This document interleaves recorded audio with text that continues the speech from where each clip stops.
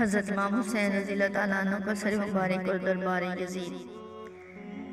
جب سر حسین رضی اللہ تعالیٰ عنہ دیگر شہداء کے سروں اور اسیران کربلا کے ہمراہ یزید کے دربار میں پہنچا تو یزید نے ان کے ساتھ کیا سلوک کیا، اس کے حوالے سے تاریخ کی کتابوں میں دو روایات ملتی ہیں۔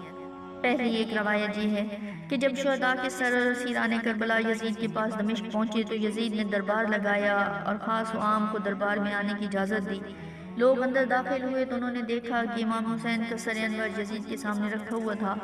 یزید کے ہاتھ میں ایک چھڑی تھی جو وہ آپ کے دندان مبارک پر مارتا تھا اور کہتا تھا کہ اب تو ان کی اور تمہاری مثال ایسی ہی ہے جیسے حسین ابن الحمام نے کہا کہ تمہاری قوم نے انصاف کرنے سے انکار کر دیا تھا، بس ان تلواروں نے انصاف کر دیا جو ہمارے دائیں ہاتھ میں تھیں جن سے خون ٹپکتا ہے۔ انہوں نے ایسے لوگوں کی کھوپڑیاں توڑ دیں جو ہم پر غالب تھے، وہ نہایت نافرمان اور ظالم تھے۔ حضرت ابو برزہ اسلمی رضی اللہ تعالیٰ عنہ نے جب یہ دیکھا تو یزید حضرت امام حسین کے دندان مبارک پر اس طرح چھڑی مار رہا ہے تو وہ یہ بے ادبی برداشت نہ کر سکے۔ انہوں نے یزید سے کہا، یزید تو اپنی چھڑی حضرت امام حسین کے دانتوں پر مار رہا ہے، اس گستاخی سے باز آ جا۔ میں نے بارہا نبی کریم صلی اللہ علیہ وآلہ وسلم کو ان ہونٹوں کو چومتے ہوئے دیکھا ہے۔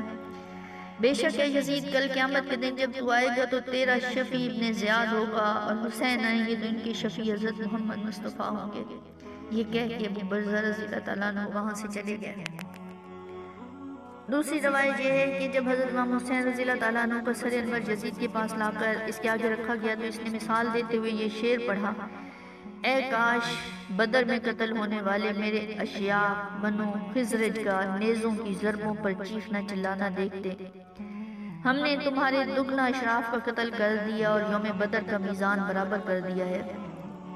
یزید جو برملا نواز رسول صلی اللہ علیہ وآلہ وسلم کے لبان مبارک پر چھڑی مار کر کہہ رہا تھا کہ اگر آج میرے وہ بزرگ زندہ ہوتے جو غزوہ بدر میں مروائے گئے تھے تو میں انہیں بتاتا کہ تمہارے قتل کا بدلہ میں نے حسین کی شہادت کی صورت میں نبی کریم صلی اللہ علیہ وآلہ وسلم کے خاندان سے لے لیا ہے۔